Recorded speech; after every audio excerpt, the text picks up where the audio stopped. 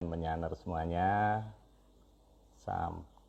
Malam ini kita ketemu kembali di Atlantis Series, serial yang ke-55. Sebelum kita mulai, supaya saya tenang, izinkan saya untuk meng-add dulu. Wah, ini Mas Doni udah join ini. Mas Budi, oke, izinkan saya add dulu Mas Agung. Agung belum kelihatan. Mas Agung, Mas Naga sudah. Mas Agung belum, sama rekan kita Mas Daru ya, belum kelihatan ini. Oke, sekali lagi coba.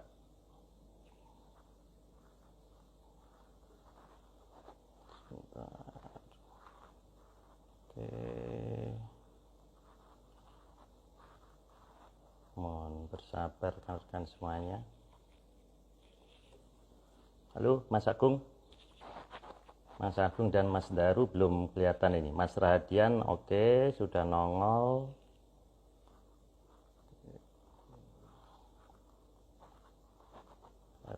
Bersabar rekan-rekan semuanya, karena topik malam ini sangat provokatif dan populer. Belum kelihatan ya. Oke. Nah, ini Mas Daru. Oke, Daru 081.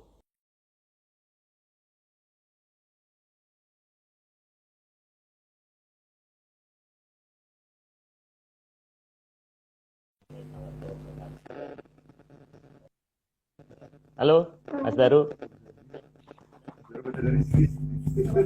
kedengeran Mas? Halo, Suara saya? Mas Marius. Ya. Kedengeran? Oke, jelas Mas ya? Jelas. Oke. Suara saya jelas, Mas? Jelas Mas. Sebentar Mas. Oke. Mas Agung ini belum ada ini. Oh, belum. Oh, ini baru masuk nih. Ada 2. Oke.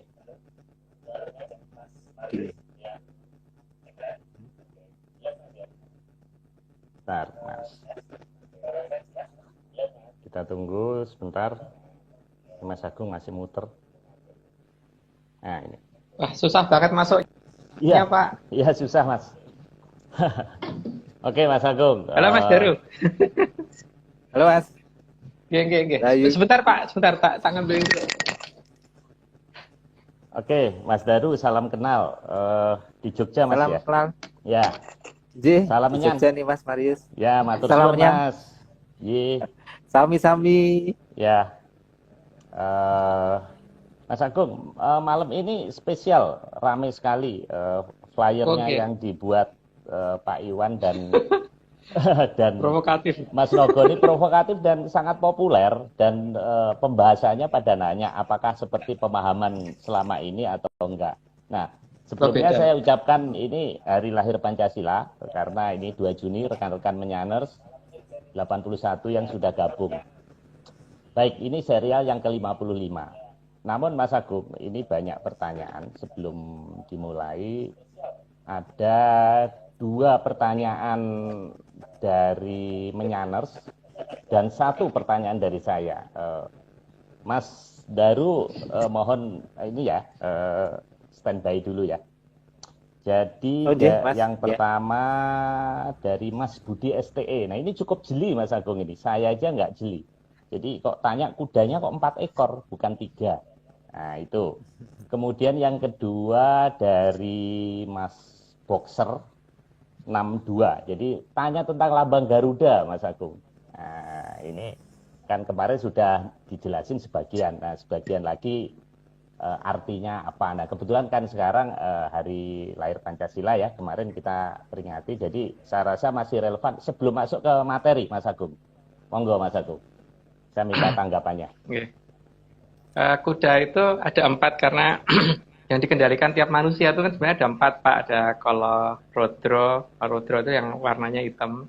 Terus kalau Angkoro itu warnanya merah, terus kalau Wiguno itu warnanya kuning, dan kalau Nimpuno itu warnanya putih. Yang benar-benar harus dijaga oleh orang sebenarnya kalau Nimpuno ini, karena dia nggak bisa bohong ini. Jadi kalau bisa diajak ngobrol sama orang, nih bisa ngaku apa aja yang dia lakuin gitu. Gitu Pak. Untuk yang kenapa kudanya warna merah itu karena dasarnya di situ ya. Kok warna merah? Ada 4. Sesuai dengan warnanya putih, kuning, merah, dan hitam gitu yang ada di diri kita gitu kan. Jadi hanya menjelaskan itu. Tapi itu bukan berarti sudah keseluruhan dari apa yang ada di kita ya, karena yang ada di kita itu kan 63 lebih. Kalau dijelaskan satu persatu akan panjang itu. Itu ada di sastra Mandala sendiri ya, di sastra termasuk sastra Bangkewatan dan sebagainya itu untuk yang menunjukkan urutan manusia pada saat akan moksa itu apa saja sih yang harus dikembalikan, terus ke siapa, ke Doro siapa dan sebagainya gitu. Oh, gitu jadi terus warna ini bukan partai Mas ya, merah, kuning, putih, bukan bukan partai Pak. Kita tidak memihak partai apapun.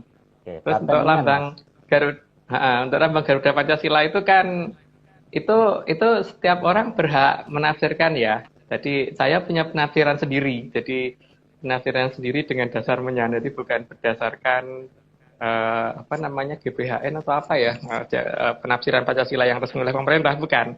Jadi pertama tidak wajib diikuti ya. Yang kedua anggap aja dongeng gitu. Karena saya melihat banget bahwa ini adalah perlambang yang diberikan oleh mantan presiden kita yang pertama, Bung Karno, yang mengatakan bahwa dia menggali dari leluhur kan, katanya juga begitu kan. Dan yang saya dapatkan kok ada ada suatu hal yang ini kok ada yang diumpetin ya gitu loh, sepertinya begitu.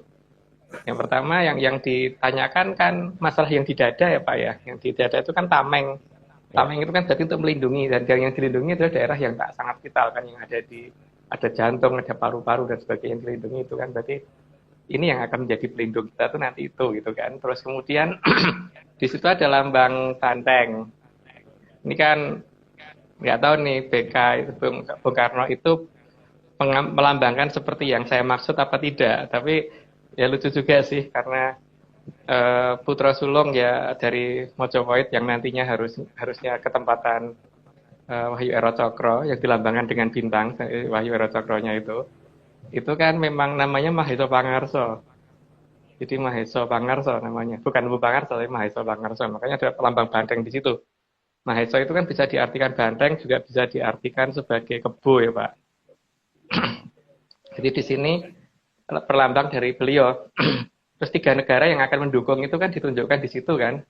Kalau untuk yang pohon beringin kan waktu itu sudah dijelasin. Terus yang mirip padi dan kapas. Jadi saya tidak bisa mengatakan itu padi dan kapas ya, karena memang saya nemukan tanamannya memang mirip itu, tapi itu bukan padi dan kapas. Itu ada di Timur Cibubur ya. Jadi saya tidak akan menunjukkan lokasi tepatnya, pokoknya Timur Cibubur. Agak ke utaraan dikit lah. Terus untuk yang lambangnya Mojopahitnya kan dilambangkan dengan itu, yang rantai itu, karena memang ada daerah yang ditutupin dengan daerah yang daerah gerbang masuknya cukup banyak, maka lubang-lubangnya cukup banyak gitu loh. Makanya mungkin lambang rantai itu sangat pas untuk jadi 3 wilayah yang sekarang ini ditutup sehingga seolah-olah cuma tinggal seiupeng payung.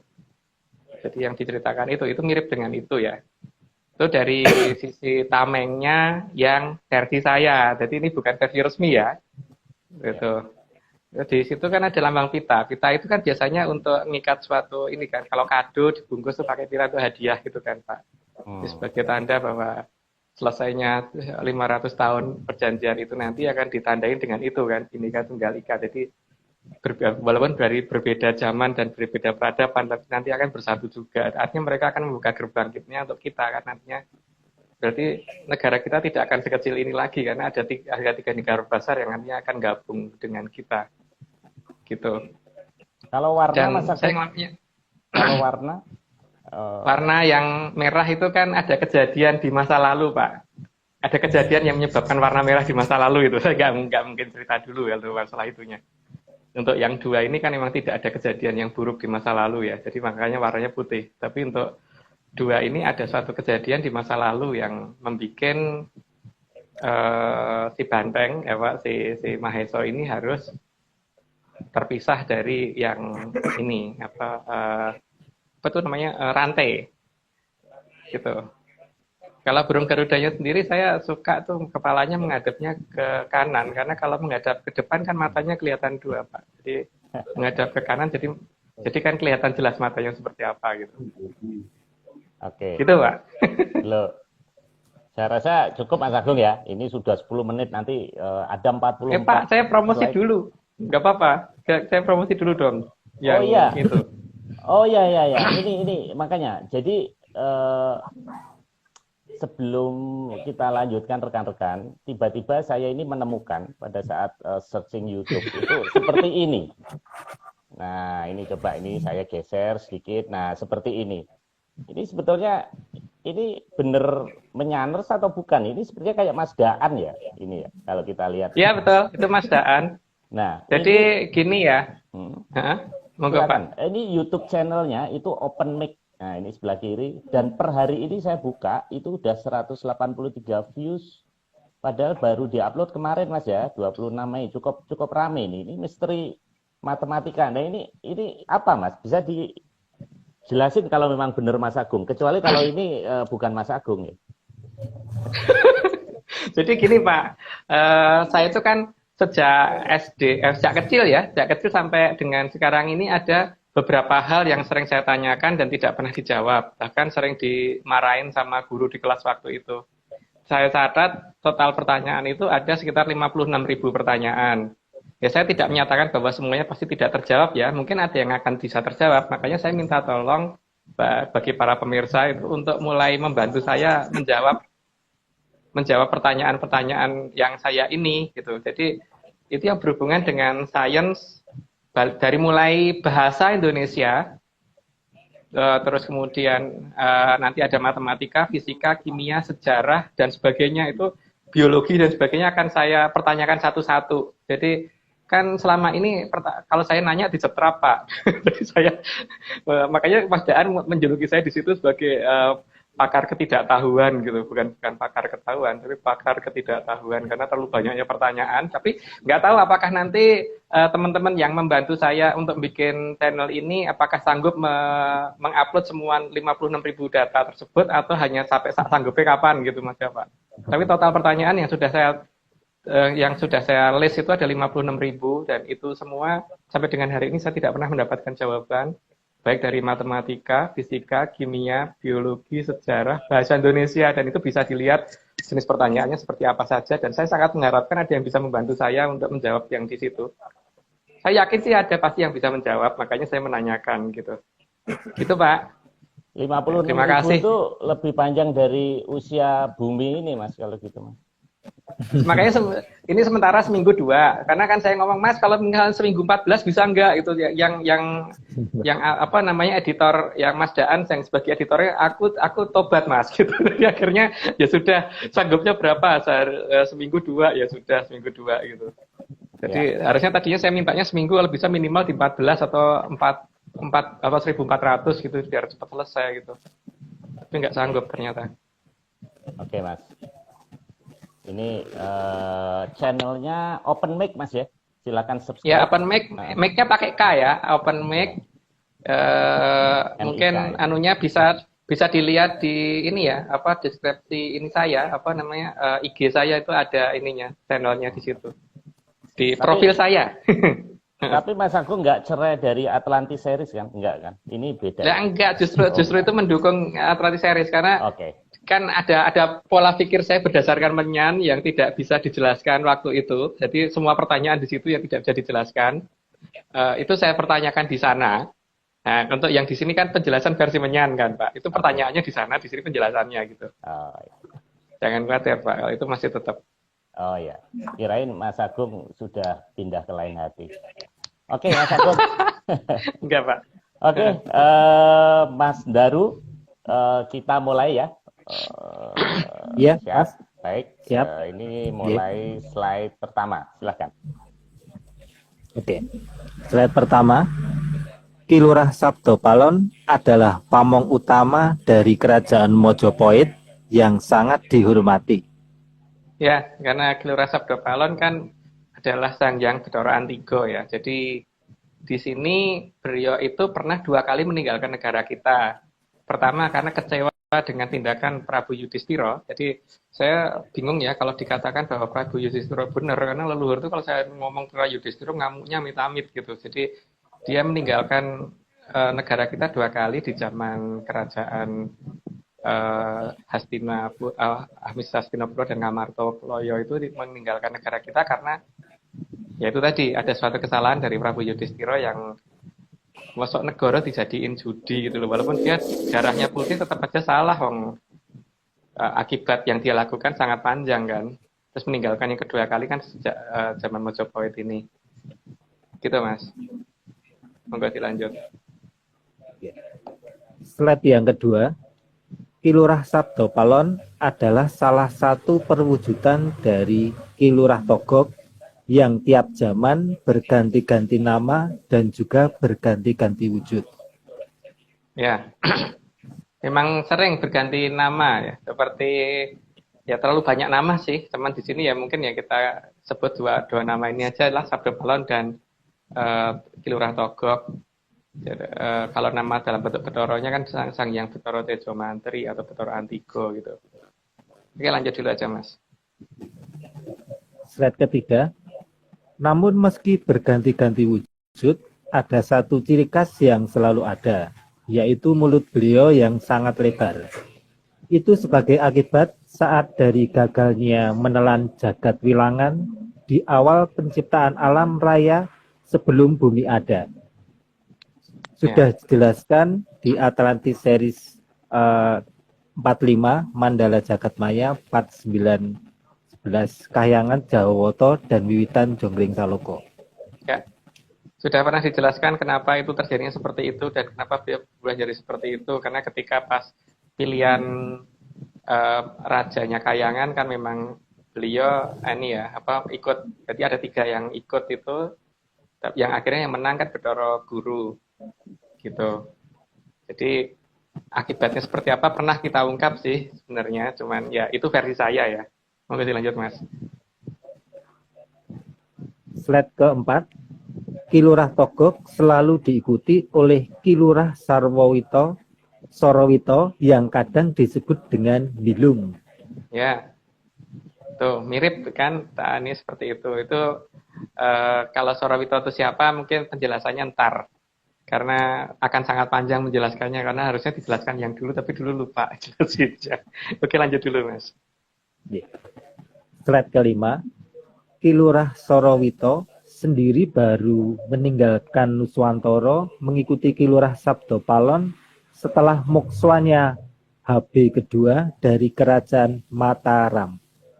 Sebelumnya, beliau mondar-mandir ke Njaban Langkah dan balik ke Nuswantara.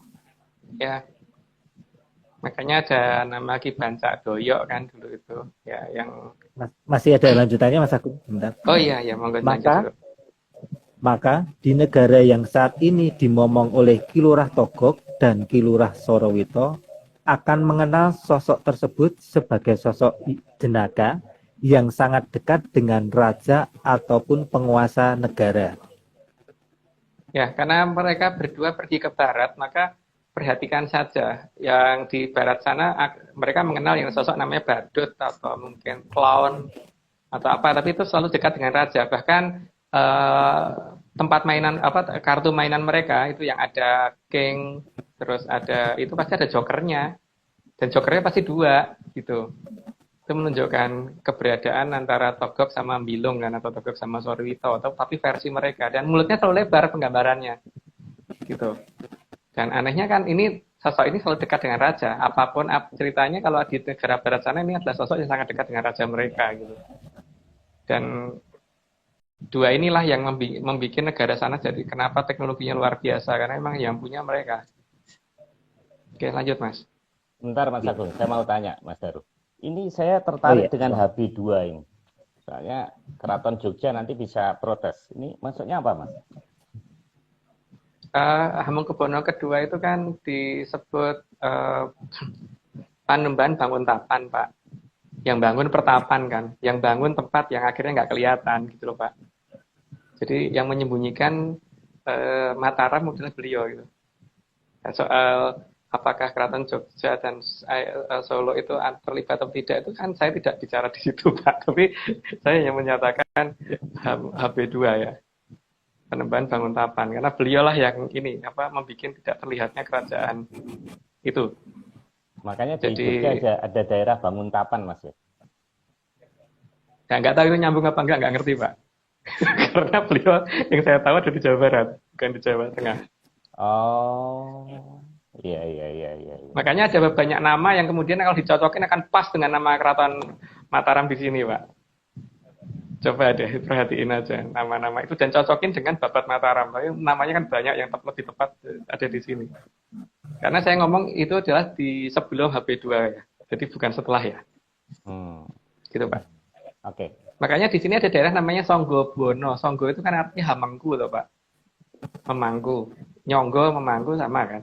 Hamengku Bono dengan Songgobono kan mirip Pak. Satu bahasa, satu kata itu. Ya lanjut aja. Oke. Yeah. Slide yang ketujuh, bahkan di permainan kartu selalu digambarkan keberadaan Joker dan King. Keduluan ya saya tadi ya ngomongnya kebablasan Mas. Harusnya sekarang baru ngomong kita ternyata ada di slide nomor 7. Jadi di sini kan ada King, terus ada Queen, terus ada apa namanya? Ya itu kan, tapi di antaranya itu pasti ada Joker kan di kartu itu, dan Jokernya biasanya dua jenis, yang satu berwarna, satu hitam putih gitu loh. Menunjukkan tokoh sama Sorowito, dan nggak ada Jokernya yang dilambangkan dengan mulutnya tuh nggak lebar gitu, pasti lebar gitu Mas. Oke dilanjut. Slide ke-8 juga di berbagai tempat hiburan yang meniru pola kebarat-baratan akan dijumpai sosok jenaka yang bermulut lebar. Ya, karena kan perwujudan dari Sang Hyang Bathara Antiga itu kan anak kecil ya Mas, wujud yang aslinya. Jadi makanya beliau punya dunia sendiri, di mana anak-anak itu kan pasti punya dunia yang mirip dengan dunianya beliau, karena masih menggunakan wujudnya beliau kan. Itu makanya kenapa di kehidupan anak kecil itu lebih suka dengan perwujudan seperti itu gitu, karena itu adalah perwujudan dari salah satu pamong jagat yang wujud aslinya adalah anak-anak, di usia anak-anak itu, di wujud yang usia anak-anak ya. Oke, lanjut Mas. Slide ke-9, Ki Lurah Togog adalah perwujudan dari Sang Hyang Bathara Tejo Mantri yang wujudnya anak-anak. Maka beliau sangat senang melihat anak-anak bermain dan sangat mengerti dunia anak-anak tersebut. Ya, keduluan lagi ya Mas ya. Harusnya jelasinnya sekarang ya. Kebablasan aku. Iya, ya memang wujudnya seperti itu beliau. Jadi bukan sudah kita jelaskan di ini ya, di apa tuh namanya urutan Sang Hyang Kotawinanti itu, bahwa makin ke atas bukan makin besar. Justru makin mendekati awal-awal keberadaan makhluk hidup kan. Jadi bukan sesuatu yang makin sangar gitu. Untuk yang versi saya ya. Karena kalau orang lain kan ada yang mengatakan nggak begitu gitu. Jadi ini versi saya seperti itu karena yang saya temui begitu gitu. Enggak Mas, dilanjut. Oke. Slide ke-10. Sedangkan Joker hitam menggambarkan Ki Lurah Sorowito yang biasanya digambarkan cukup gahar, bertugas menangkapi anak-anak yang nakal, sedangkan Ki Lurah Sabdopalon digambarkan sebagai Joker lucu yang suka memberi hadiah. Ya, begitulah penggambaran di sana, dan itu mirip dengan yang di sini sih. Dan ada perwujudan yang agak mirip juga sih, yang orang tua yang berpakaian merah putih dan yang naik kereta terbang yang ditarik sama rusa. Dan rusanya bukan rusa Eropa. Dan rusanya rusa yang mirip dengan rusa yang ada di Kebun Raya Bogor gitu. Sayangnya diklaim itu adalah sosok dari sana, tapi saya tidak mau menyebutkan siapa namanya ya, tapi pasti tahu sendirilah. Warnanya kan merah putih nih pakaiannya. Nggak mau beliau pakai pakaian hijau, itu nggak mau. Atau pakai pakaian biru atau pakai bendera Inggris gitu atau pakai bendera Amerika, nggak mau, pakainya pasti merah putih. Dan diikuti sosok yang selalu bawa karung itu yang pakaiannya serba hitam. Itu mirip kan dengan yang digambarkan, yaitulah Togog gitu. Mas Agung, Joker ini, kartu ini kan dari asing ya, dari barat, bule. Tapi kok ini tiba-tiba kok nyambungnya ke Sabdo Palon itu, apakah mereka mempelajari budaya kita atau penjelasannya gimana, Mas? Kan pada saat Prabu Brawijaya ke-8 melakukan kesalahan, maka beliau kan meninggalkan tanah Jawa dan beliau kan sempat ngomong bahwa akan pergi ke negeri seberang. Gitu. Dan digambarkan di situ digambarkan adalah orang yang sangat orangnya tinggi-tinggi gitu kan. Karena orang Jawa kan agak sentimen, nanti gambarkan orang yang dimomong Togog itu buta tinggi-tinggi gitu kan.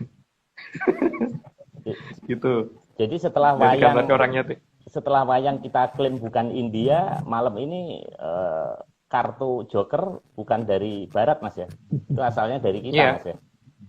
Iya, beliau dari sini gitu. Oke. Ya terserah mereka mau terima apa tidak, pokoknya bagi saya begitu gitu. Kayaknya dulu nggak dipatenkan, Mas ya. Dulu nggak dipatenkan ya royaltinya, jadi milik asing jadi. Oke, silakan Mas. Itulah. Oke. Ya, slide ke-11. Ki Lurah Sabdo Palon adalah pemegang keseluruhan teknologi di alam raya. Maka daerah yang dimomong beliau akan mengalami kemajuan teknologi paling pesat. Ya, karena di alam raya ini kekuatan ada dua jenis ya, kekuatan yang bersifat logika dan kekuatan yang bersifat tidak logika. Nah, itu kan memang diberikan kepada dua sosok yang berbeda. Untuk kekuatan yang bersifat logika itu diserahkan kepada Ki Lurah Togog oleh Sang Hyang Wening, kemudian yang sifatnya Jaya Kawijayan diserahkan ke yang Ki Lurah Semar atau Sang Hyang Bathara Ismaya oleh Sang Hyang Wening. Jadi daerah yang dimomong sama Sang Hyang Bathara Antiga, pasti daerah itu kemajuannya adalah kemajuan yang sifatnya logika banget gitu, dan kemajuan yang sifatnya teknologi banget. Dan karena beliau pernah ngomong di sini, maka teknologi itu juga pernah ada di sini gitu kan, dan pasti sudah melebihi itu karena kita dimomong lebih lama gitu, Mas. Monggo dilanjut. Slide ke-12. Namun Ki Lurah Sabdo Palon tidak akan membuka keseluruhan teknologi keperadaban barat karena terikat janji dengan Medang Kamulyan. Oleh sebab itulah, maka Medang Kamulyan selalu ada untuk menjaga janji tersebut. Ya, karena memang pada saat awal diturunkannya beliau ada di daerah Medang Kamulyan, ada di tanahnya yang jadi Medang Kamulyan ya. Jadi waktu Sang Hyang Radite pertama kali jadi raja itu, Bathara Radite sih, ya sampai lupa namanya. Itu Raja Keling yang pertama, Kerajaan Keling jadi kerajaan yang pertama kali di Indonesia menurut versi saya kan namanya Kerajaan Keling ya. Yang ini yang saya dapat dari bertanya ke beliau. Dan dari sejak zaman Keling sampai dengan Medang Kamulyan, beliau selalu ngomong di Medang Kamulyan, selalu ngomong di tanah itu ya, di tanah Sagotrah, tanah tempat terahnya beliau gitu. Sehingga akhirnya dan itu kan sudah jauh lebih dari 500 tahun ya, sehingga kemajuan teknologinya sudah sampai mencapai pada posisi puncak itu. Jadi posisi yang antara kadewatan dan manusia sudah sampai hampir mirip gitu. Artinya kalau misalkan Barat ngomong sama beliau sekarang pun itu tetap aja ada batas jenjangnya kalau beliau juga akan memberikan semuanya. Tapi itu pun tetap harus ada tahap bertahap ya, karena nggak mungkin bisa kalau suatu ember langsung dipenuhin air mak gubyok gitu kan pasti juga akan tumpah. Jadi mesti harus dialirkan pelan-pelan, dan aliran pelan-pelan itu istilahnya satu ember itu baru bisa penuh ketika itu sudah mencapai lebih dari 1 zaman. Sedangkan 500 tahun itu hanya berapa gitu kan, lebih dari 1 jam. Kok sama 1 zaman? 1 zaman kali. 1 zaman kali itu kan, mereka 1 zaman kali, 500 tahun nggak nyampe 1 zaman kali gitu, Mas. Kita mangga dilanjut. Slide ke-13. Ki Lurah Noyo Genggong adalah perwujudan lain dari Ki Lurah Semar yang telah berganti-ganti wujud dan berganti-ganti nama. Hal ini untuk menghindari orang yang merasa kenal padahal tidak. Ya, karena kalau wujudnya sama terus, orang akan kemudian, karena gini loh, jadi zaman sekarang itu kan akan banyak orang yang mengaku bahwa kenal dengan beliau dan akibatnya mesti ada korbannya. Maka beliau tidak mau menggunakan wujud yang tetap dan nama yang sama, jadi di tiap zaman beliau berganti nama. Maka ada, dulu kan ada nama Jodeh Prasonto, terus ada Mbah Jeprak, ada Ki Sapu Regel, ada ya banyak banget lah, namanya sudah berganti-ganti gitu loh. Itu tujuan utamanya itu. Jadi kalau di zaman sekarang kemudian ngomong ngakunya adalah Semar, ya itu layak dipertanyakan. Sekarang namanya Tunggul Jati Jaya Mongrogo gitu kan. Oke, dilanjut Mas. Ya. Slide ke-14, Ki Lurah Noyo Genggong tidak akan pernah meninggalkan Nuswantoro karena bagi beliau anak-anak di Nuswantoro adalah anak-anaknya yang harus beliau momong dan disayangi. Ya, karena bedanya dengan Bathara Antiga itu kan pada posisi dia masih wujud anak-anak. Sehingga karena dia masih wujud anak-anak, maka beliau tidak menikah atau wadat. Sehingga tidak punya keturunan. Beda dengan Bathara Ismaya, karena punya istri Sanghyang Betari Kanastren, maka punya keturunan. Dan keturunannya ini adalah terah yang sagotrah yang dititipkan di tanah Jawa ini. Maka beliau akan jaga sekali, karena bagaimanapun juga namanya anak cucu itu nggak ada gantinya kalau bagi beliau. Tapi kalau untuk Sanghyang Antiga, itu kan memang karena beliau nggak punya anak, punyanya cuma keponakan, dan di mana-mana adalah keponakan gitu. Makanya ya kalau nggak ngomong sini ya ngomong sana gitu kan. Tapi untuk Bathara Ismaya nggak bisa, anakku di sini ya di sini gitu, tidak akan ke sana. Gitu Mas. Slide ke-15, Ki Lurah Noyo Genggong adalah perwujudan dari Sang Hyang Bathara Ismaya. Ya, itu sudah dijelaskan tadi ya, dan kayaknya juga pernah dijelaskan di slide-slide yang di episode yang sebelumnya gitu. Boleh dilanjut aja Mas, Bintang Lampung. Ya, slide ke-16, Ki Lurah Noyo Genggong bersatu dengan Sang Moho Prabu Brawijaya ke-8 setelah beliau mukswa dan berganti nama menjadi Ki Tunggul Jati Jaya Amongrogo.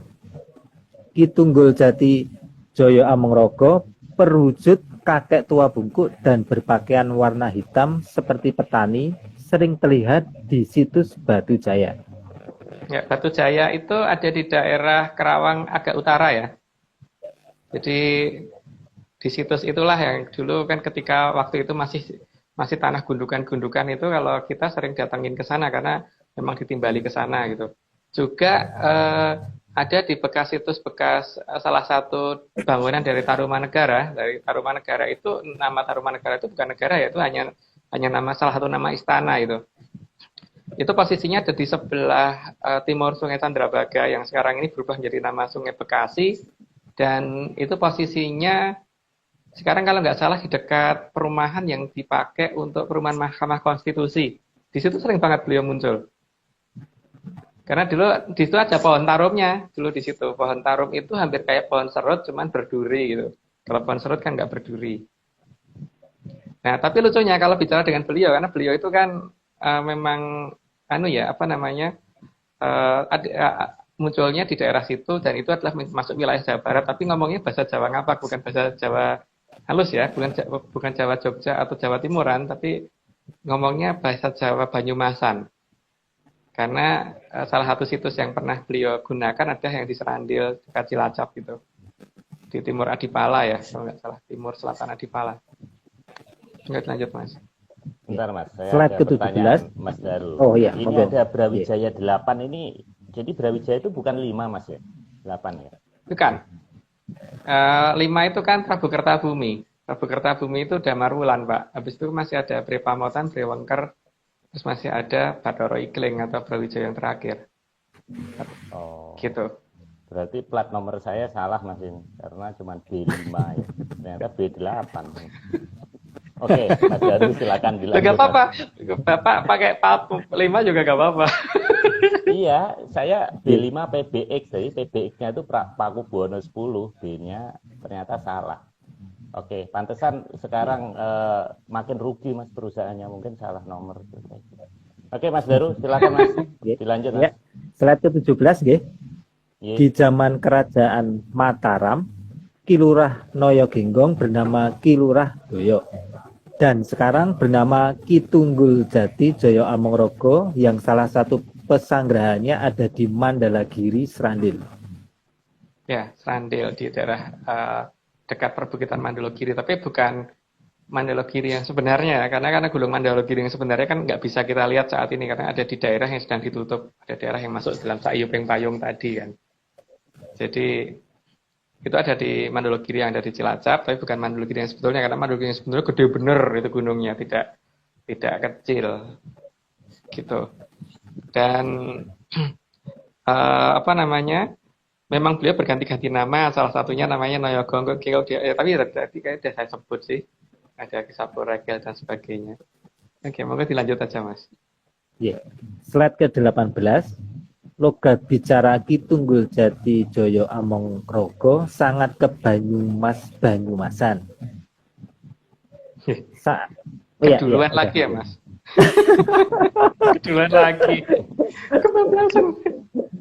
Dukonya terlalu canggih. Saya semangat ya Mas. Ya. Dilanjut lagi Mas. Ke-19 Pak, sayapnya ganti. Oke. Ya. Slide ke-19. Saat ini Kitunggul Jati Joyo Amongrogo sedang mempersiapkan kedatangan Kilurah Sabdo Palon dengan mempersiapkan urutan penyambutan oleh 3 negara besar yang saat ini cuma seperti Saiyupeng Payung. Ya, karena 3 negara tadi mempunyai kemampuan untuk menutup lokasinya sehingga nggak bisa kita lihat. Ya punya Aji Kemaya ini gede banget gitu, jadi dan memang ya dibantu sama Sang Yang Wening sehingga nggak bisa kita lihat, tapi mereka memang sedang mempersiapkan untuk kedatangannya beliau sehingga ya persiapannya ada di sana bukan di sini ya. Ya seperti lagu kita kan, di sanalah aku berdiri itu, bukan di sinilah aku berdiri. Maka dilanjut Mas. Ya. Slide ke-20. Sebelum kembali ke Nuswantoro, Kilurah Sabdo Palon akan mulai mengadakan pembersihan dari dekat sumber dahulu. Ya, karena daerah yang dekat sumber itu kan karena sumber itu sangat diperlukan. Makanya kan daerahnya sekitarnya kalau kotor ya itu harus dibersihin gitu. Nah, pembersihannya itu terserah beliau, bukan terserah saya ya. Jadi ya beliau akan istilahnya kalau babat-babat rumput ya dari dekat sumber dulu, bukan karena kalau di sumbernya nggak ada rumputnya, yang ada rumputnya itu dekat sumbernya gitu kan. Yang ada alang-alangnya itu dekat sumbernya. Jadi dari dekat sumber dulu, kalau sumbernya sudah baru melebar ke wilayah lain gitu. Nanti lanjut Mas. Slide ke-21. Pembersihan rumput liar dekat sumber dengan menggunakan teknologi yang saat ini ada di bumi. Dengan tujuan agar para rumput liar sudah hilang saat kembalinya kejayaan Tuantara. Ya, karena beliau memang pakarnya teknologi ya Pak, maka ya membasminya ya dengan teknologi gitu. Jadi dan menggunakan orang yang sedang mereka ngomong gitu. Jadi ya babat-babatnya dari dekat sana, dari dekat sumber yang beliau anggap itu terlalu banyak rumput atau alang-alang yang mengganggu sumber tersebut supaya tidak sampai kemana-mana ini tanaman yang merusak itu gitu. Nanti lanjut Mas. Oke. Slide ke-22. Sementara Kilurah Noyo Genggong bersama 3 negara akan mempersiapkan urutan kembalinya Joyo Kawijayan yang dahulu menjadi milik Poro Satrio sampai ke Mahaprabu. Ya, Joyo Kawijayan itu macam-macam ya, dari mulai Aji Joyo Kawijayan sampai Pusoko, dan Pusoko itu juga macam-macam, ada yang wujudnya patrem, wujud keris, wujud panah, wujud tombak, wujud wisulo, wujud trisulo, poncoworo dan sebagainya.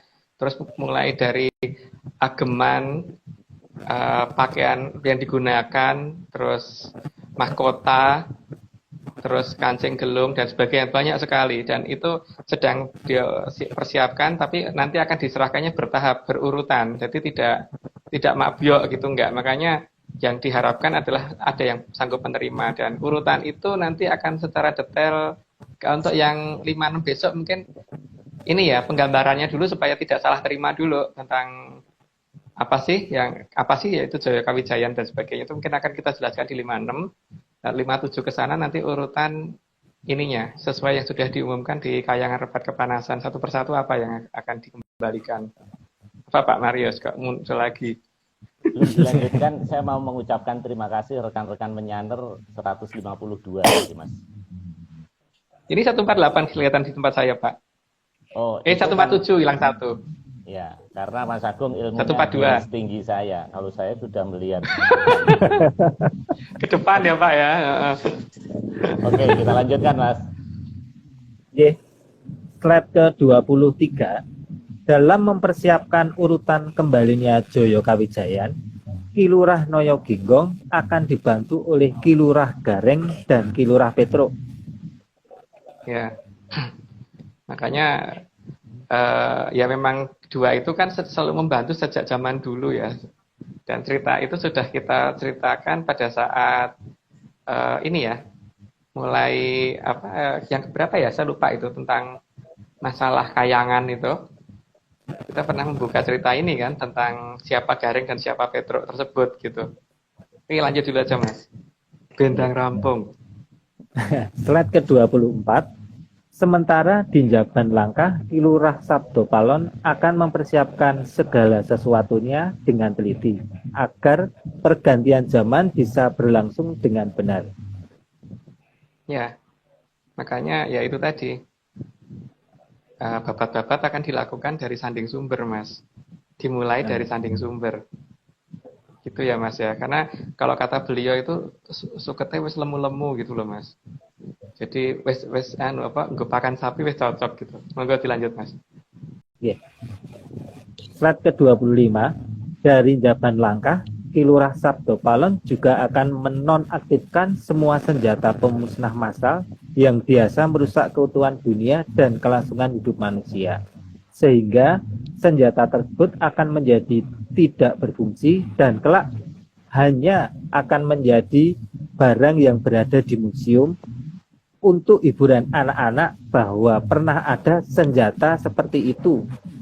Ya, bisa diperhatikan minimal pada saat perang antara Armenia dan Azerbaijan kemarin Pak. Itu rudal Iskander nggak berfungsi kan? Minimal itu yang kelihatan pertama gitu. Tapi nanti tidak cuma itu gitu. Jadi silahkan aja kalau misalkan itu buktinya Cina aja sampai sekarang katanya mau nyerang Taiwan, rawani kan? Nggak berani kan? Soalnya belum tentu senjatanya bisa berfungsi gitu loh nantinya. Amerika sama Cina akhirnya cuma saling menakut-nakuti aja kan, mana yang berani nyerang? Nggak ada. Kenyataannya memang hanya begitu. Nanti nembak tenan BM lempem gimana kan malu sendiri. Tapi minimal pangkalan-pangkalan yang Cina bangun minimal secara bertahap mulai tenggelam gitu kan. Itu yang terjadi. Tapi lihat aja, ini nanti kalau misalkan mereka ngomong bahwa aku akan gunakan ini, gunakan itu, alah coba aja Iskandar aja nyentuhin juga di meletus gitu, nggak bisa meledos gitu kan. Gitu. Malah cocok untuk besi tua. Itu orang Madura mungkin suka kalau misalkan senjatanya jatuh di sini sehingga bisa dikiloke gitu loh. Ya mungkin bukan hanya orang Madura sih, mungkin seperti saya juga seneng nih tak kiloin gitu kalau mereka nembaknya ke sini gitu. Lumayan Mas. Karena aluminium itu atau ini sekarang kan per kilonya berapa, lumayan loh itu. Mahal. Ya bahan rudal itu kan cukup mahal. Masa peralatan elektronik di dalamnya juga lumayan itu. Kalau dikiloin. Nah, kita siap-siap aja timbangan Mas di rumah. Mas Agung, ini apa, Pak? ada yang bukan orang Jawa nih, ada yang tanya, Njaban Langkah maksudnya apa nih? Njaban itu luar, Langkah itu Njaban Langkah maksudnya luar negeri, Pak. Oh. Gitu, luar wilayah yang kita kuasai gitu, Njaban Langkah itu. Oh. Ya mohon maaf, ternyata ada yang mendengarkan dari daerah yang ini ya, bukan orang Jawa ya. Ya. Terima kasih, Zui. Oke, kita lanjutkan. Dilanjut, G. Mas Daru, Y. Slide ke-26, sesuai jongko bahwa nanti akan datang zaman Kerto Raharjo di mana semua senjata akan diletakkan. Gandrung-gandrung ing lulurung andulu gelung kekendut. Keris parung tanpa karyo dolen jual saja, tukokno ulek-ulek wae. Ya itu ada dalam jongkok loh. Jadi daripada bikin senjata habis-habisan habis banyak, ya lebih baik dijual aja untuk bikin ulek-ulek gitu loh. Malah jelas ulek-ulek itu kan malah bisa dipakai untuk bikin bumbu masak gitu kan. Jadi itu pernyataan itu dikeluarkan langsung oleh beliau loh, yang 10 Sabdo Palon. Jadi berarti beliau akan konsisten sekali akan menyatakan seperti itu. Artinya akan banyak senjata yang saat ini sekarang kayaknya hebat, nanti nggak berfungsi. Gitu.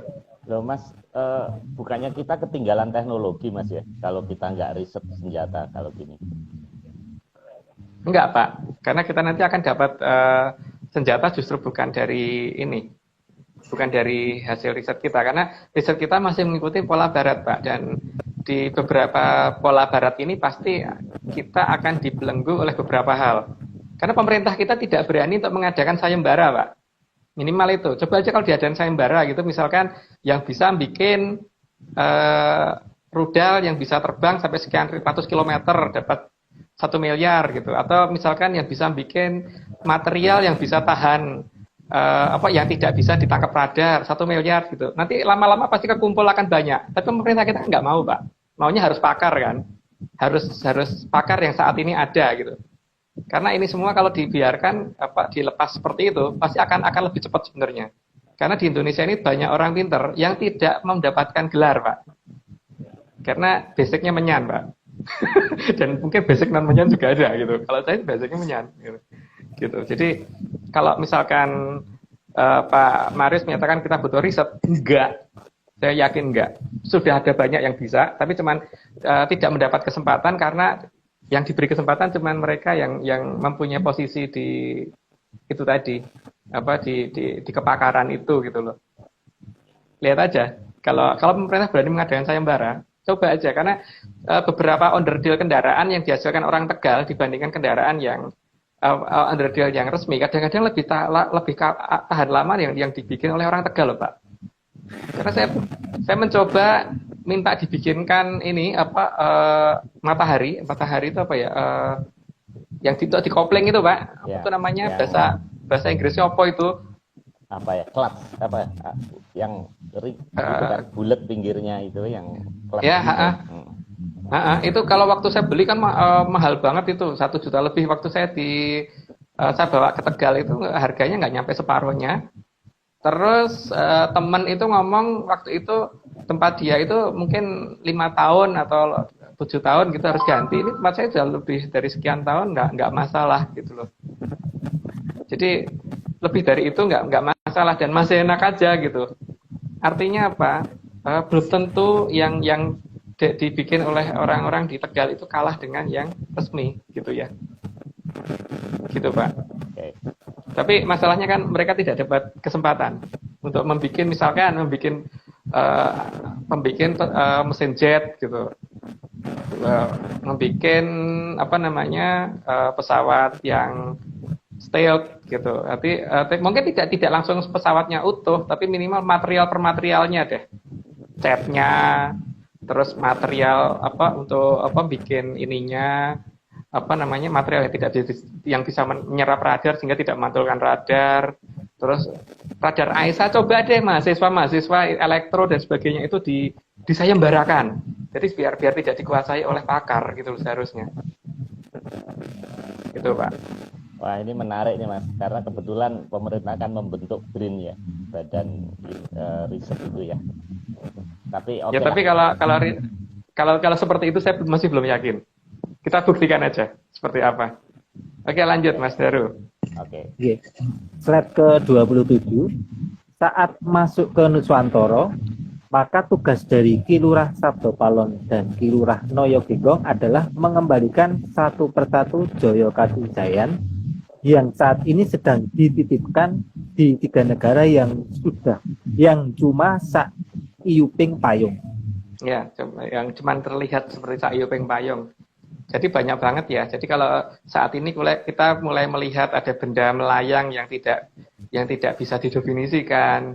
Terus ada seperti yang kemarin itu di Merapi, yang jatuh di Merapi kemarin. Kalau dikatakan itu sebagai meteor, harus diperhatikan beberapa hal. Yang pertama, meteor itu tidak bisa berbelok. Itu kan ada di salah satu gambar videonya itu ada yang meteornya kelihatan agak belok ya.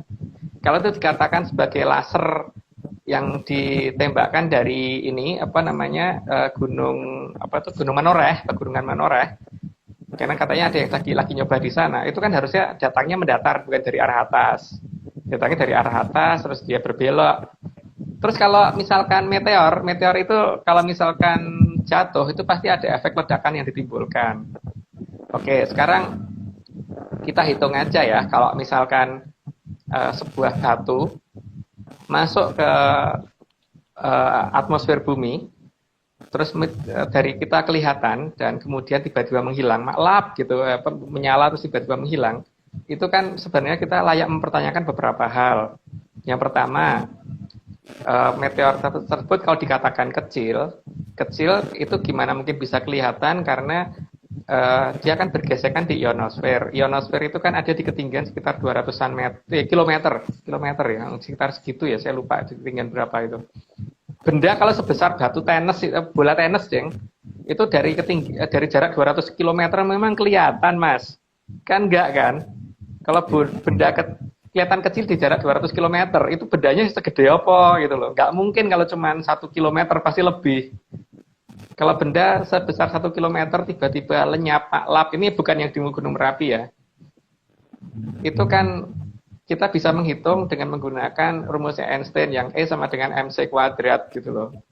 Karena suatu benda bisa lenyap mendadak itu berubah menjadi energi pasti. Kalau berubah menjadi energi berarti akan menghasilkan ledakan dan efek kejut ledakan itu seharusnya diterima di permukaan bumi terdekat gitu kan. Apalagi kalau sampai jatuh di atas Merapi, Mas, itu gunungnya tetap anteng wae lucu gitu loh. Kalau dikata terus yang kedua ya, kalau paling tidak NASA itu kan sudah mempunyai banyak peralatan, bahkan sampai ini ya, ada teleskop di luar angkasa itu si Hubble dan berbagai satelit yang dimiliki NASA itu kan seharusnya dia bisa merekam keseluruhan dari benda angkasa yang mendekati bumi yang dikatakan NEO itu. Jadi seluruh benda angkasa yang mendekati bumi aja itu mereka bisa lacak. Maksud iya sih yang sampai masuk ke Gunung Merapi nggak kelihatan nama mereka. Kecuali kalau bisa dilimpe ya. Kalau bisa di dilimpe itu bahasa Indonesianya apa ya? Di apa ya, Mas? Ngelimpe itu apa bahasa Indonesia nih? Bukan dicetak. Dikecoh ya, dikecoh. Ya ditipu, dikecoh. Kalau bisa seperti itu kan, itu berarti kan itu bukan benda alamiah kan? Itu pasti sesuatu hal yang ada yang mengendalikan toh. Karena bisa menghindari radar, bisa menghindari pantauan satelit, bisa menghindari itu tiba-tiba muncul mendadak di situ doang gitu. Gitu, Mas. Oke, monggo dilanjut. Ya. Slide ke-28. Namun jatah Satrio Piningit justru akan mendapat posisi terakhir dalam menerimanya. Hal ini untuk menghindari pernyataan bahwa dewa tidak adil, maka semua akan diberi kesempatan. Ya, karena turunnya Jaya Kawijayan ini nanti satu persatu akan diberikan kesempatan semuanya. Jadi tidak seperti di negara kita ya, bahwa hanya pakar yang diberi kesempatan untuk mencari vaksin, untuk membuat pesawat dan sebagainya. Tapi kalau kedewatan enggak, semua masyarakat diberi hak untuk yang sama untuk itu. Cuma nanti siapa yang sanggup akan kelihatan. Gitu ya. Jadi beda antara negara kita dan sana ya. Monggo dilanjut, Mas. Ya. Slide ke-29. Namun kekuatan alam yang merupakan Jaya Kawijayan dari leluhur zaman dulu tetap harus dikembalikan dan harus dikendalikan agar tidak menghantam kesana kesini secara sembarangan. Nah itu yang jadi masalah. Kalau Jaya Kawijayan ini dikembalikan dan tidak ada yang nangkep, ya bisa terjadi yang namanya dahulu Kang Temekeng ing tanah Jawa lolonan sang saya dangu sang saya andodro, kalau kata orang Jawa begitu ya. Jadi bencana yang datang dari pelan-pelan makin lama makin besar kalau tidak ada yang menangkap. Makanya yang sangat diharapkan oleh leluhur adalah ini ada yang bisa nangkep, ini ada yang bisa menerima itu gitu loh. Karena ini semua ada gunanya. Jadi bukan hanya untuk nakut-nakutin sesuatu itu. Nanti akan kita jelaskan di 5-6 ke atas. Jadi ya ini jangan dibiarkan. Kalau dibiarkan ya akan menjadi bencana dan jangan dianggap mitos kalau itu bisa dipegang gitu loh. Yang penting itu. Karena kalau itu dianggap mitos ya lucu sih. Oke, monggo Mas. Lanjut. Slide ke-30, tujuan utama dari pengembalian Joyo Kawijayan agar masyarakat terbangun dan sadar bahwa ada sesuatu yang saat ini dianggap paling benar, tapi mungkin hal tersebut justru palsu. Termasuk ajaran Tanah Jawa yang multi ragam versi akan ketahuan mana yang palsu dan mana yang asli. Ya, makanya itu semua dikasih kesempatan karena itu, Mas. Karena kalau tidak dikasih kesempatan, nanti nggak akan orang bisa bedakan gitu loh. Mana yang kitab asli dan kitab palsu gitu kan. Karena itu perlu. Jadi semua orang dikasih kesempatan supaya ini bisa nangkep dan nanti akhirnya akan kelihatan bahwa yang bisa bener yang mana gitu. Itu yang paling penting. Jadi orang mengaku-ngaku gitu loh. Orang mengaku-ngaku jadi oh ya podo gitu. Kebanyakan kan yang ini sekarang gitu kan, ketika tidak ngerti terus ada orang yang udah ngomong terus salah satu caranya adalah oh ya sama cuman aku belum sempat ngomong gitu kan. Biasanya begitu. Ini nanti akan ketahuan lah yang seperti itu. Ya, lanjut Mas. Oke, slide ke-31. Jadi kedatangan Joyo Kawijayan yang tidak terkendali bukan karena kesalahan Ki Lurah Sabdopalon dan Ki Lurah Noyoginggong, tapi lebih karena terlalu banyaknya yang merasa bisa dan tidak merasai. Jadi tidak bisa merasai. Jadi kalau dalam bahasa Jawa tuh rumangsa bisa ning ora bisa ngrumangsani. Jadi merasa mampu tapi tidak mampu merasa bahwa dirinya sebenarnya mampu apa tidak gitu kan. Nah di sini jadi memang ada sesuatu yang salah dalam serat Jonggo kita yang dikatakan bahwa beliau nanti akan ngamuk dan sebagainya. Enggak begitu sebenarnya, tapi beliau itu akan mengembalikan. Tapi kan masalahnya ketika mengembalikan ini kalau langsung dicelek ke satu orang nanti adil gitu kan, karena yang disasar cuma itu doang gitu. Makanya dilepas dulu. Nah, pada saat dilepas ini mungkin akan menghantam sana sini. Nah, pada saat menghantam sana sini ini jangan Ki Lurah Sabdopalon yang disalahkan. Karena apa? Karena kalau tidak begitu nanti akan banyak yang merasa bahwa ini yang nangkep aku loh gitu. Jadi ini akan ditunjukkan bahwa ini yang membuat tenang aku loh itu. Padahal nah, kalau begitu ngomong ini masalahnya kan saat ini hujan salah musim sudah dimulai Mas. Seperti yang kita ucapkan sejak 2 minggu lebih yang lalu ya, lebih dari 2 minggu yang lalu kita sudah ngomong bahwa ya ini sudah masuk masa hujan salah musim. Tapi ini belum hujan barat salah musim. Nanti setelah hujan barat salah musim, terus hujan barat salah musim, terus macam-macam ya. Jadi termasuk lidupeng pitu sedino dan sebagainya. Itu harusnya bisa dihindari kalau itu ada yang bisa bawa, ada yang bisa ngambil, ada yang bisa nerima. Nah, makanya supaya ini nanti ada yang bisa nerima, kita diminta untuk menjelaskan bagaimana urutan caranya nerima itu dari 56 besok. Dan sekarang kita harus menjelaskan dulu bahwa yang Sabdopalon itu nggak seperti itu, nggak ngamuan seperti itu, tidak. Tapi kan masalahnya gini ya. Misalkan Mas Rahadian titip mobil ke saya gitu. Nah, ketika sudah waktunya harus dikembalikan, tak balik gitu Mas ke tempatnya ke Mas Daru, Mas Daru nitip mobil ke saya gitu. Nah, ketika Mas Daru waktunya nitip sudah habis kan harus tak kembalikan. Nah, ketika tak kembalikan itu kan terserah nanti yang menerima mobil putranya Mas Daru itu bisa nyetir atau enggak. Itu bukan urusan saya. Yang penting mobil tak balik gitu kan. Gitu kan Mas. Jadi soal Joyo Kawijayan yang dikembalikan, misalkan kayak Aji Ketuk Lindu yang bisa bikin gempa 7 kali sehari, itu kalau misalkan tetap dipegang oleh Atlantis juga nggak mau, karena apa, itu bukan punya mereka, dan itu harus dikembalikan, dan yang berhak mengembalikan nanti semuanya lewat Ki Lurah Sabdopalon dan Noyoginggong. Makanya jangan sampai nggak ada yang terima gitu kan. Gitu. Jadi orang salah, orang jahat beliau. Jadi ada jongko yang agak membelok di sini bahwa beliau tuh kayak ngamuk-ngamuk seperti itu nggak begitu ceritanya sebenarnya. Dia diminta untuk menjelaskan bahwa aku rata apa kono gitu, diminta untuk menjelaskan itu. Tapi ya efeknya memang seperti itu kalau tidak ada yang mau ngambil. Makanya jangan dianggap mitos kalau orang bisa nangkep itu gitu kan Mas.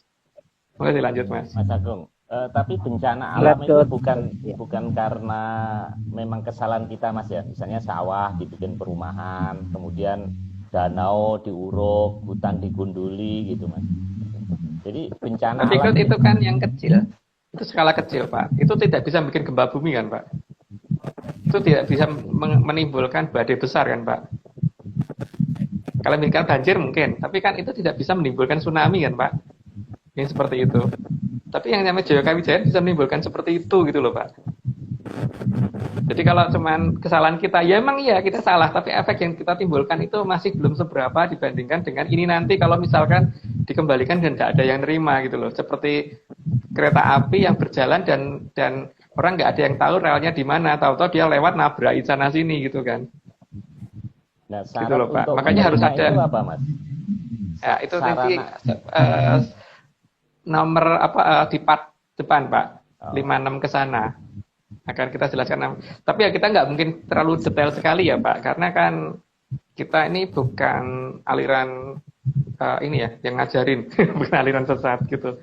Jadi ya mungkin kita hanya memberikan suatu gambaran-gambaran saja. Kalau tidak jelas ya monggo nanti menghubungi via darat ke Mas Nogo. Ini kutukannya Mas Nogo, bukan kutukan saya, karena saya sibuk banget. Jadi kalau diajak ngobrol kan susah waktunya gitu. Jadi ya monggo begitu. Monggo Mas dilanjut. Atau Pak Mari mau nanya lagi? Sudah, cukup Mas. Lanjut. Slide ke-32.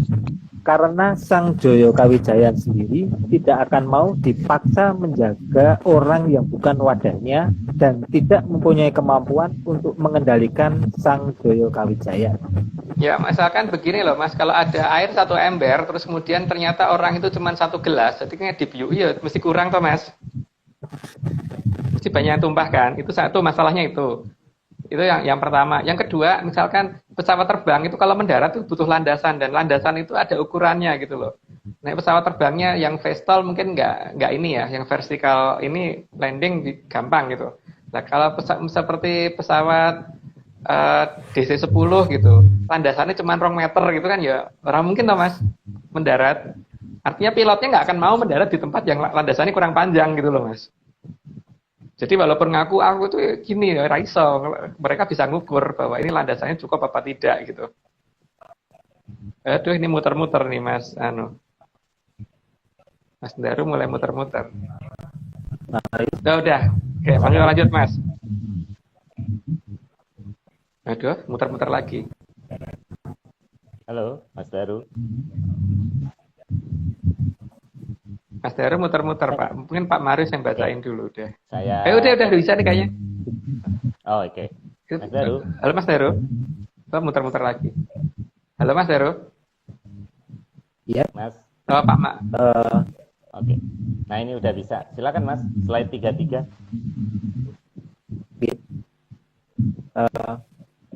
Slide. Bisa dengan muter-muter Pak. Mungkin Pak Marius dulu ya. Selama ya. Mas Daru masih ya. Ya. Atau Mas Daru keluar dulu, nanti saya invite juga nggak apa-apa. Slide 33 Mas. Soalnya Mas Daru juga putus-putus. Ya. Sudah bisa dengar? Oke. Kita lanjutkan putus-putus. Slide 33. Mas Daru putus-putus. Masih putus-putus. Muter-muter ya di tempat saya. Iya. Sama. Kalau di tempat Pak Marius gimana? Mas Daru muter-muter nggak? Iya sama, muter-muter. Mas Daru mending keluar dulu, nanti saya invite lagi. Live dulu aja. Ya, Mas. Nanti masuk Live lagi. dulu Mas. Nanti masuk lagi, saya bacain aja. Slide 33 Mas Agung. Karena Sang Jaya Kawijayan juga tahu bahwa yang layak ketepatan adalah Sang Hyang Ejawantah. Jadi bukan manusia biasa, tapi manusia setengah batara. Ya, kan memang pernyataannya begitu. Ada Dewa Ngejawantah kan, jadi memang ya begitu. Jadi memang ini sekalian itu membuktikan bahwa memang benar ada Dewa Ngejawantah gitu. Sementara ini kan kita nggak boleh mendewa-dewakan. Jadi memang ini harus dewa-dewakan beneran, karena memang ya Dewa Ngejawantah beneran. Halo, Mas Daru. Oke, Pak Marius lanjut dulu 34. Lanjutkan.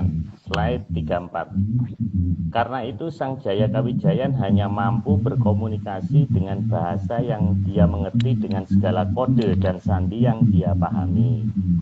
Karena Sang Jaya Kawijayan adalah sesuatu yang hidup, punya keinginan dan punya tujuan. Ya. Nah, di sini problem juga kan, kalau ketika ngaku tapi ternyata nggak bisa ngomongnya gitu. Karena sandi yang diutarakan pasti menggunakan bahasa Kawi atau Sansekerta paling tidak. Jadi bukan bahasa sekarang. Jadi kalau diucapkan dalam bahasa sekarang, ini suara mungkin gitu. Pasti menggunakan bahasa-bahasa yang zaman itu gitu. Dan itu adalah kode dan sandi, jadi bukan untuk diterjemahkan.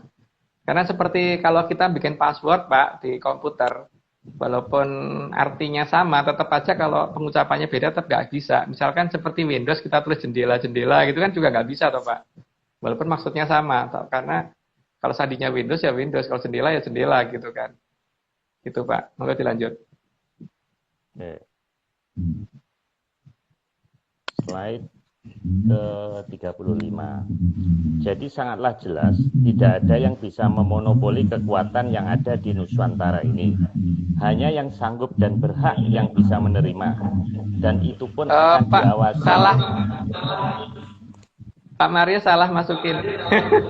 35 kan, Mas? Bukan yang masuk ini Mas Mahfud. Oh. Bukan Mas Daru. Oh, maaf Mas Mahfud. Ini ada kesalahan. Mohon maaf. Oke, Mas Daru.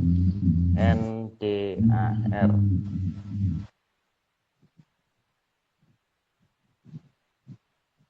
Oke. Kita lanjutkan Mas Agung ya. Jadi sangatlah jelas tidak ada yang bisa memonopoli kekuatan yang ada di Nuswantara. Hanya yang sanggup dan berhak yang bisa menerima, dan itu pun akan diawasi secara ketat oleh 3 negara besar, serta Ki Lurah Sabdo Palon dan Ki Lurah Naya Genggong. Ya, itu sudah cukup jelas sih. Kayaknya nggak perlu dijelaskan lagi ya. Teruskan. Oke, lanjut Mas Daru nomor 36. Mas Daru. Oke, maaf. Ya, saya lanjutkan. Slide ke-36. 6. Secara fisik Joyo Kawijayan akan susah dilihat. Manusia kebanyakan hanya akan bisa melihat efeknya yang terjadi pada alam. Ya, itu yang bisa kelihatan seperti itu. Nah, itu kan banyak orang bahwa alam tuh nggak bisa diprediksi, tapi nyatanya kan kemarin kita ngomong bahwa akan terjadi hujan salah musim terjadi kan, berarti artinya bisa diprediksi sebenarnya. Versi menyan, kalau versi resmi ya enggak, karena ini harusnya masuknya musim kemarau kan saat ini. Jadi kan kita sudah ngomong dari lama nih akan terjadi hujan salah musim. Tapi ini nanti akan terjadi hujan barat salah musim kalau tidak ada yang mau menerima itu semua. Dan itu apa nanti kita jelaskan ke 56 ke atas ya. Gitu. Lanjut Mas. Slide ke-37, agar bisa mengamati dengan jelas Sang Joyo Kawijayan, maka harus sangat terlatih menggunakan mata satu. Ya, karena pada dasarnya sudah saya jelaskan kemarin bahwa mata kita itu bagian depan jadi tutupin sesuatu sehingga jumlah spektrum sinar yang mencapai ke mata kita itu sudah berkurang oleh 3 peradaban besar. Karena mereka harus menutup wilayah mereka supaya nggak bisa kita lihat kan. Maka karena nutupnya dari depan sehingga yang kadang-kadang kan kita melihat bayangan Mas sliwer itu dari samping kan Mas. Nah kalau kelihatan dari samping sliwer dari samping itu apa bisa dilihat dengan 2 mata? Enggak kan, pasti 1 mata doang kan. Karena sebelah doang gitu loh, dari samping bukan dari arah depan. Nah, itu kan BK juga sudah menggambarkan kenapa burung Garuda itu matanya menghadap ke arah samping. Karena kebanyakan akan bisa kita lihat itu dari arah samping, bukan dari arah depan gitu. Maka dilanjut Mas. Oke. Slide ke-38. Selain mata satu, juga mata batin kita yang hanya satu juga harus terlatih agar cermat mengamati alam raya. Karena 2 mata tidak akan cermat dalam mengamati alam raya. Ya tidak usah mata batin deh Mas. Kalau kita punya teleskop itu kan kita ngelihatnya juga dengan ngincengnya pasti 1 mata kan. Memang lubangnya 1 terus kita ngelihatnya pakai 2 mata gitu. Yang 1 mata lihat tanpa teleskop, yang satunya pakai teleskop kan bingung kan. Jadi memang harus begitu kan. Begitu juga lihat aja sniper itu akan bisa detail nembak sampai tepat sasaran. Itu memang pakai 2 mata. Enggak kan? Sniper itu ngintip pakai berapa mata sih? Memang pakai 2 mata. Ya seperti itulah. Mungkin lanjut Mas. Ternyata di bawah Slide ke-39. Penggunaan mata satu yang benar akan membuat apa yang kita kerjakan akan tepat sasaran. Ya itu. Seperti itu kan. Kalau sniper itu nembaknya pakai 2 mata ya nggak akan tepat sasaran. Pasti harus pakai 1 mata itu. Lanjut aja Mas. Udah dibicarakan soalnya. Slide ke-40. Jadi sangat jelas dengan dilepasnya Joyo Kawijayan satu persatu adalah untuk membuktikan ajaran mana yang menyambung. Bukan hanya sekedar teori yang tidak tersambung sama sekali, tapi justru selama ini dijadikan acuan. Ya itu yang saya kadang-kadang bingung ya, karena yang saya kenal dari kecil itu ketika saya membaca beberapa ajaran-ajaran Jawa itu kok beda banget gitu loh Mas.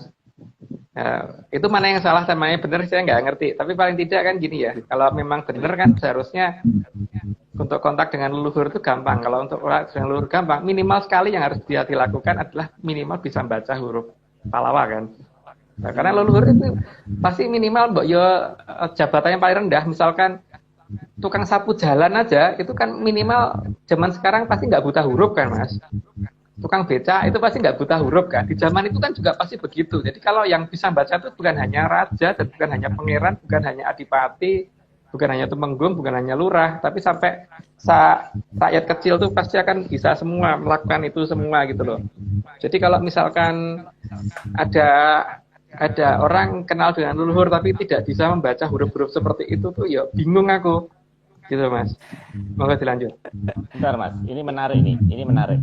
Jadi Mas Agung pada saat ketemu leluhur itu belajar bahasa Sanskertanya kapan? Kan Mas Agung orang teknik. Ya kan, saya dari kecil sudah bertemu dengan beliau Pak. Jadi saya sering diajari cara nulis dan sebagainya itu. Makanya dulu waktu pas di SD ketika guru menceritakan apa, saya bantah loh. Yang saya nggak cerita begitu gitu. Akhirnya ngadu nunjukin prasasti lah. Saya bisa baca guru kora gitu kan. Jadi itu jadi rame. Akhirnya aku disetrap. Tapi pembuktiannya saya benar biasanya. Jadi kalau membuktikan bahwa di sana bekas kerajaan ini, saya pasti akan ketemu. Tapi kalau guru saya kan nggak bisa, karena dia hanya guru sejarah. Gitu. Ya, itu yang pertama Pak. Dan kan Pak Meres pernah saya tunjukin beberapa inskripsi tulisan yang pernah saya bikin. Itu minimal dari 72 zaman kan Pak. Tapi ini sedang terus-terus dikerjakan lagi sama teman-teman supaya makin lama makin banyak gitu loh. Supaya nantinya bisa. Tapi ini memang kita rahasiakan, tidak akan kita sebar karena apa? Beberapa tulisan ini kita harus pahami kita sendiri dulu, baru setelah jelas. Karena rata-rata akan menunjukkan situs mana yang disembunyikan di mana dan sebagainya gitu supaya kita aman dalam melakukan penelitian dulu Pak. Karena ini akan beda dengan sejarah yang sekarang beredar gitu. Dan dapat dikatakan hampir nggak ada yang sama. Ya, bukan hampir sih, nggak ada yang sama. Makasih Pak. Mau dilanjut. Slide ke-41, maka akan sangat jelas mana ajaran yang bisa mengatasi ganasnya kondisi nanti akibat dilepasnya Joyo Kawijayan. Ya, bersiap-siap sajalah. Semoga ada yang segera sanggup gitu. Karena bagaimanapun juga mana yang nyambung dan mana yang enggak kan akan kelihatan ini nanti. Jadi karena saat ini kebanyakan ajaran di Jawa ini cuma dirubah menjadi ajaran supaya jadi orang baik tapi nggak jadi sakti. Gitu. Yang saya bingung di situ. Jadi kebanyakan begitu. Jadi kalau ini kan kalau nggak bisa dikatakan kurang suci gitu. Padahal nggak nyambung, menurut saya itu nggak nyambung sama sekali. Seperti orang nggak bisa fisika karena belajar biologi gitu loh, atau belajar moral. Jadi orang ada tes fisika tapi belajar pelajaran moral kan nggak nyambung ya. Jadi kalau nggak bisa mengerjain fisika terus alasannya karena kurang suci gitu kan nggak ya. Jadi masalah pelajaran gitu kan seharusnya. Oke lanjut Pak Mas. Slide ke-42 juga untuk menunjukkan mana yang lebih unggul antara teknologi kekinian atau menyan. Nah itu yang asik. Itu yang asik. Minimal apa yang sudah kita katakan tentang akan ada salah musim sudah terjadi. Tapi dari pihak teknologi kayaknya belum mengutarakan itu ya. Terus kemudian ini kita sudah menceritakan bahwa nanti akan terjadi urutan seperti itu ya. Tapi urutan detailnya mungkin 57 ke sana. Kalau 56 tuh saya harus menjelaskan dulu supaya orang nggak salah terima bahwa Joyo Kawijayan itu seperti apa. Supaya nantinya tidak ada yang menyalahkan Ki Uras Sabdo Balon dan Ki Tulah Naloyo Genggong dan Atlantis dan sebagainya, karena memang harus jelas dulu bahwa itu perlu untuk negara ini, jadi bukan untuk pamer-pameran dan tukang adu kekuatan doang. Monggo dilanjut Mas. Ya. Slide ke-43. Jadi, gerakan alam akibat kembalinya Joyo Kawijayan sebagai anugerah sebaiknya diterima sebagai dasar untuk menentukan mana yang benar dan mana yang palsu. Kesadaran itu sangat penting agar tidak berlarut-larut dan berubah menjadi malapetaka. Nah, ini yang kita harapkan. Kalau itu dianggap cuma mitos, bahwa alam nggak bisa dikendalikan, itu cuma dianggap mitos. Nah, sekarang gini ya, minimal untuk dalam skala satu lapangan golf aja, itu pawang hujan bisa loh menghentikan hujan supaya tidak kena di lapangan golf itu doang gitu. Jadi luar lapangan golf bisa hujan gede, sementara lapangan golfnya nggak hujan. Itu kan bisa. Itu nggak mitos, karena kenyataannya ada. Di lapangan ada buktinya gitu loh. Nah, ini kan untuk skala yang lebih besar lagi, itu harus ada yang bisa menerima itu gitu loh. Sebelum ini ngantem sana sini gitu kan, Mas. Jadi ya sebaiknya ada yang mau menerima dan ada yang sanggup dan bisa menerima itu semua gitu. Enggak, Mas, lanjut. Slide ke-44. Rikolo sang angkoro andarum, gegelah gregeting arcopodo, kadya lampu asenget murut tan sipi, jerlisah meh telas murubing met-metan, tan dangu anuli lampus amargi kanjengipun pribadi. Palon sabdo ngesti ratu ing angin-angin, nampi kamulyaning kertaning Tribuwana. Ya, tadi ada yang salah nyebut gegelah ngregetin bumi, bukan apa tadi? Gegelah. Ya, gegelah ngregeti arcopodo. Gegelah. Jadi kan maksudnya ketika Angkara Murka itu semakin menjadi-jadi dan mengotori alam raya, mengotori bumi, seperti lampu yang tiba-tiba menyala besar dan tidak terkendali. Itu tak artinya minyaknya mau habis. Lampu teplok itu kalau mau habis minyaknya kan tiba-tiba nyala kencang terus mati gitu kan. Yang akhirnya yang tidak tandangu anuli lampus, berarti maksudnya tidak lama kemudian akan mati dengan sendirinya gitu.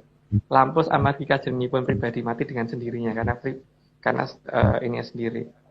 Jadi bukan karena dimatiin lampunya, Mas, tapi mati dengan maunya sendiri gitu. Jadi ketika Joyo Kawijayan ini datang nanti, itu ya yang ngregeti bumi akan hilang dengan sendirinya. Jadi bukan karena dibasmi, tapi membasmi dirinya sendiri gitu loh. Judulnya, Mas. Gitu.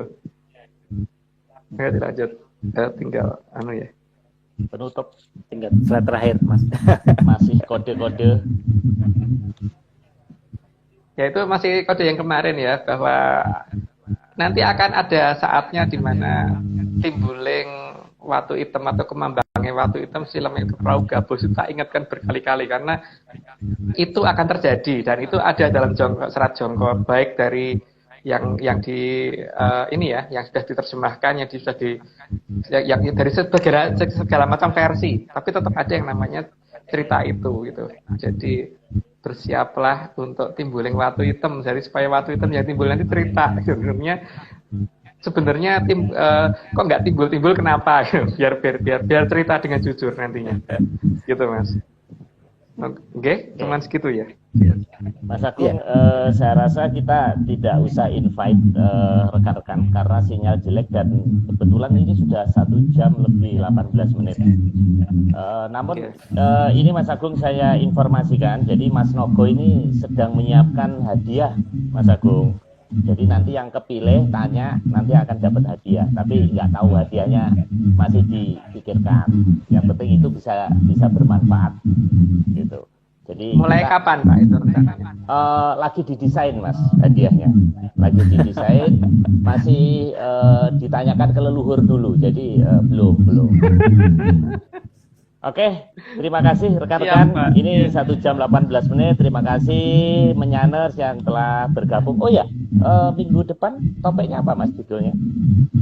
Sang Joyo Kawijayan. Jadi supaya ngerti detailnya itu seperti apa, walaupun mungkin tidak terlalu detail banget, tapi paling tidak supaya tidak menyalahkan nanti ketika alam bergerak ini nanti, paling tidak ini sebenarnya itu gitu loh. Jadi ya supaya ada persiapan gitu Pak ya. Ada persiapan dan ada yang kemudian mempersiapkan untuk menerima itu gitu loh. Mempersiapkan, jadi kalau misalkan pesawat butuh landasan 1 kilometer ya Pak, tidak ada yang mempersiapkan punya landasan 2 kilometer atau lebih gitu, supaya bisa mendarat gitu Jaya Kawijaya nih. Yes, itu perlambang ya. Dan di mana harus menunggu dan sebagainya itu kan tidak mungkin setiap tempat bisa dipakai untuk menunggu itu. Jadi mungkin beberapa cerita akan kita ceritakan di 56. Nah, untuk 57 ke sana karena sudah pada saatnya Jaya Kawijaya balik, maka kita pakai judulnya Jaya Anggodo balik gitu nanti. Tapi saat ini untuk yang 56 besok itu Sang Jaya Kawijaya. Gitu, Pak. Tapi 57 ke sana nanti Jaya Anggodo balik. Oke. Makasih Mas Daru, Mas Agung, semoga sukses dengan channel barunya Open Mic. Ya, terima kasih Pak. Terima kasih Mas Nogo dan Mas Iwan dan rekan-rekan yang tidak bisa saya sebutkan satu persatu. Kita ketemu lagi Rabu minggu depan. Salam menyan. Salam menyan. Salam menyan.